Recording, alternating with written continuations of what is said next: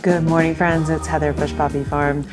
Did you know you can make an amazing amendment for your plants and your soil life with just eggs and vinegar? That's what we're doing today. So let's do some chemistry.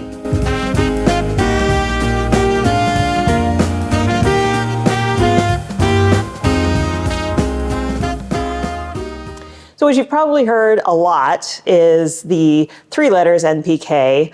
That's nitrogen, phosphorus, and potassium, things that our plants need in order to be happy and fulfilled and live a beautiful life. But without this particular molecule, calcium, none of those things matter because your plant can't access those. So you've probably heard the old wives' tale that if you crush up eggshells and you put them in your garden, that it will be healthy for your plants. And to some extent that's true, but the amount of time it takes for those eggshells to actually decompose and become bioavailable to your plants can be up to 10 years or more. So crushing eggshells and sitting them out in your garden this year is not going to give you any benefit anytime soon. But what you can benefit from is water-soluble calcium that you can make at home. It's super easy, and you probably already have all the ingredients you need in your pantry or in your fridge.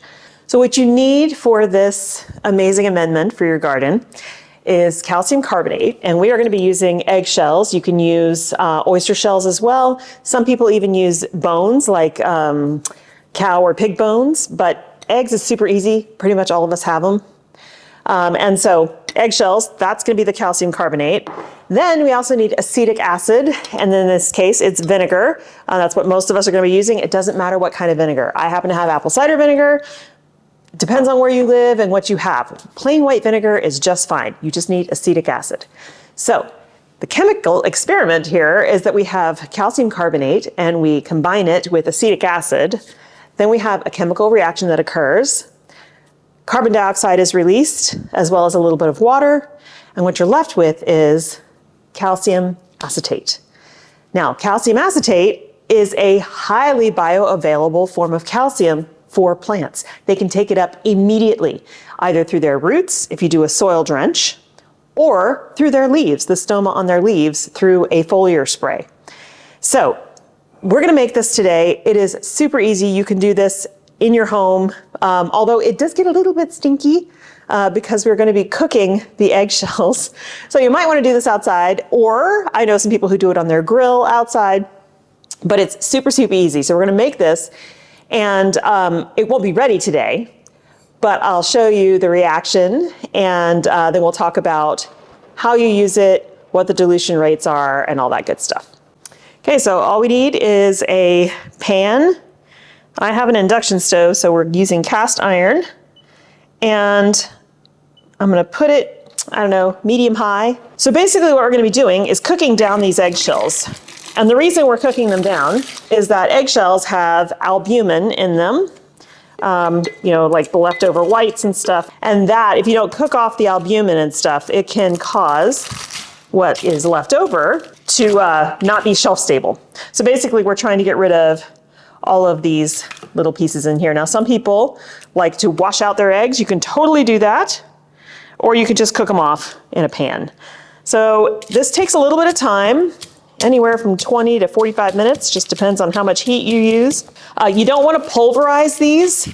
Actually, completely pulverized shells, the chemical reaction isn't as good. So you want small pieces, but not completely pulverized. So you don't want to put them in like a coffee grinder or something like that. This is all there is to it. This is the hardest part of the whole process. Okay, so I'm just gonna chop up the rest of this a little bit, and then I'm gonna stir it pretty consistently so that it doesn't completely burn. But basically what you're looking for is for the shells to go from their normal color to a little darker, like they're toasted. And of course you can imagine this gets a little fragrant. So that's why I recommend either doing it outside, or if you don't mind the smell of, you know, eggs, it will dissipate. I'm gonna turn on my fan here in a minute. I don't mind the smell, but when my family gets home, they're probably not gonna be happy to have the house smell like eggs. We'll come back as soon as this is about ready, and you can see the color change. Okay, so cooked down and cooled completely. You can hopefully see how much darker it is. And there's like some really, really dark parts in there, but basically all the albumin, all that inside of the eggshell has been cooked off. So now we are just left with eggshell, calcium carbonate, and we're about to add our acetic acid. Now the ratio for this is 1 to 10. So I have 2 jars here. I could do it in a giant jar, but I actually don't have a free giant jar right now. So we're gonna do it in 2 separate jars, and that doesn't matter. It can all be combined once it's completely done into the same jar. So you don't have to have separate jars for this. All right, so first what we're gonna do is I'm just gonna measure out a 1/4 cup. I already pretty much measured this. It's about 3/4 of a cup. So I'm gonna put a 1/4 cup in this smaller jar, and I'm using a funnel. You don't have to do that, but this just makes it easier. I'll get it all over everything. And then the rest of this, which is a 1/2 cup, goes in here. Okay, I know Ray. She's meowing at all the sounds coming in from outside with the rain. Okay, so now we just add our acetic acid, so our apple cider vinegar. I have actually quite a bit of this. So for the 1/4 cup, so we're gonna put 2.5 cups in here, but I'm gonna do it slowly so that it doesn't bubble over really quickly, because that can happen.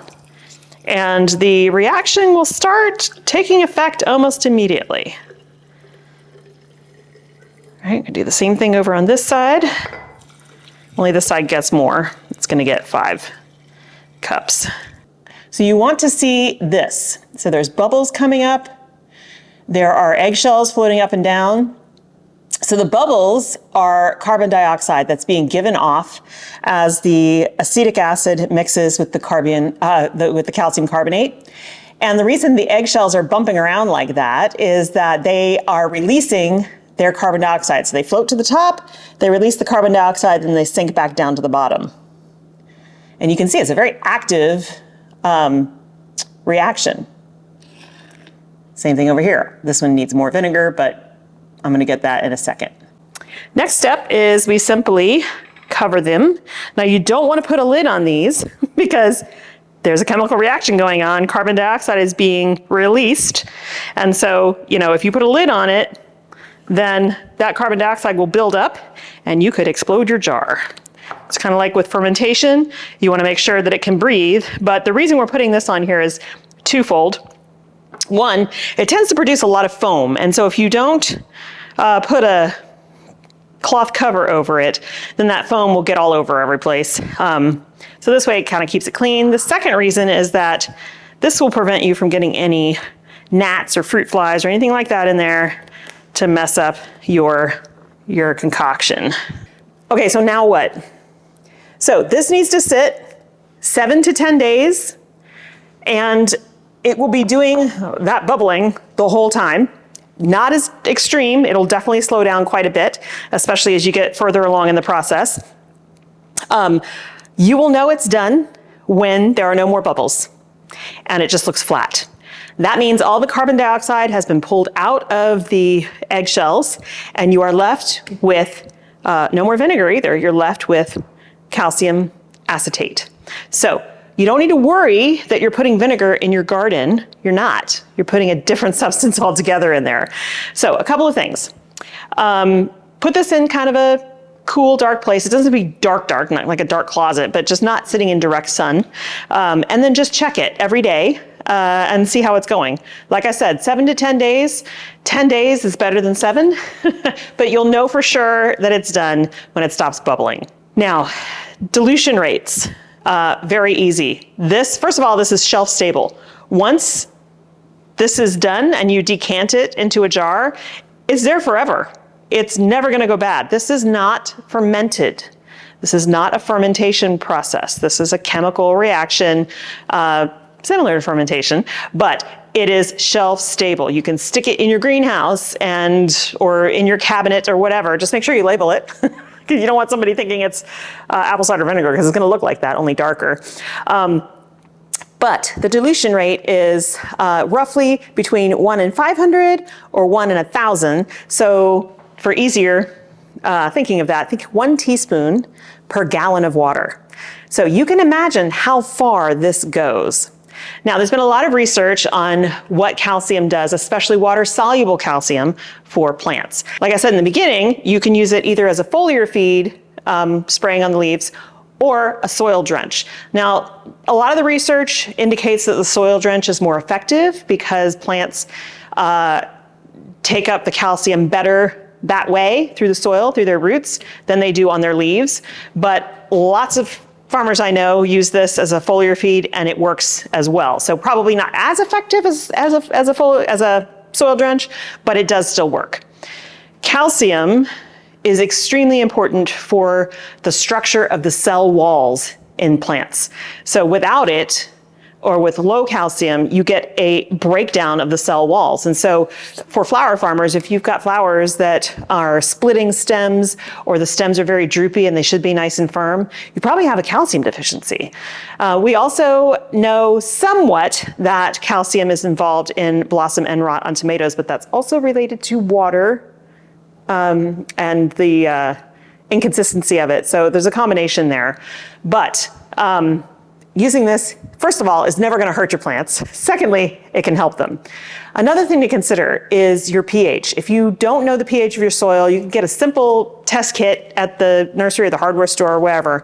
Find that out, because soils that are extremely acidic or extremely alkaline, like mine, actually will still have a hard time taking up this calcium even though it's present in the soil. So you're going to have to adjust your pH if it's on either extreme, so that you're somewhere in the 5 to 7.5 range, or 4.5 to 7.5 range. That way the calcium will be available to your plants. Another thing to consider is if you have really, really dense clay soils, or dense soils like compacted soils, it doesn't even have to be clay, but just really compacted soils. Calcium is a very large molecule, and the biggest percentage of soil is calcium and magnesium in terms of the elements. And so the more calcium in a soil, the looser the soil is. The more magnesium in a soil and the less calcium, the tighter and more compacted a soil is. Now, magnesium is super important for plants too, so I'm not saying to eliminate the magnesium, but if you have very compacted soils and you have, you're having a hard time getting plants in, or they're having a hard time making root systems because the soil is so hard, adding soil drenches of water-soluble calcium can really help that. It's a large molecule, so it actually moves around and makes more space in the soil. Okay, so I hope I've sold you on calcium, water-soluble calcium. Super easy to make, as we've just shown. You can do this in your kitchen, 7 to 10 days, and it is ready. And then all you do is you get a strainer and fill it with like cheesecloth or paper towels or something, because you want to strain out all those solids. Not because they'll cause a problem in like a soil drench, but if you're using a backpack sprayer, they're going to clog the hose, the emitter of your backpack sprayer. So you just want to make sure you get as much of that out as possible. And you will notice that, it foams up a lot and it will start to push up. So you can always come through with a spoon and scoop that stuff off. It's not a big deal. So again, check on them. But as long as you're seeing the bubbling going when you first start this process, it's working, and then you just have to be patient, 7 to 10 days, and you'll have what you need as an amendment for your soil. Now, how do I use this? I will add it to my backpack sprayer when I do fertilization. This doesn't have to be independent of other things. I put it in with either my compost tea in the backpack sprayer or with the fish emulsion in the backpack sprayer. No big deal. It's in there. It's not going to counteract. They're not going to counteract each other. They work just fine. I also will occasionally use it as a soil drench, so in a watering can around specific plants that I might notice are having calcium issues. And another thing that I do is when I am getting ready to transplant seedlings into the garden or at the farm, I will take the tray of seedlings and dip it into a tray of water with the appropriate ratio of water-soluble calcium, some fish emulsion, a little bit of worm castings, I'm closing my eyes so I'm trying to remember, and mycorrhizal fungi, all mixed together in this water. So it's kind of a slurry, but it gives them a boost, a jump start, and then they go into their holes to be transplanted. So I hope that you take advantage of this. Super easy, super simple, and it really will help in your garden, and it'll help immediately. It's not a wait 10 years to find out if your crushed eggshells are working. So thank you so much for hanging out with me and joining me on this little chemistry experiment. It's really fun to do. And let me know if you've done this before, if you use water-soluble calcium. I would love to hear about your experiences with it. And in the meantime, I hope you have a wonderful time in your garden, and I'll see you in the next one. Bye.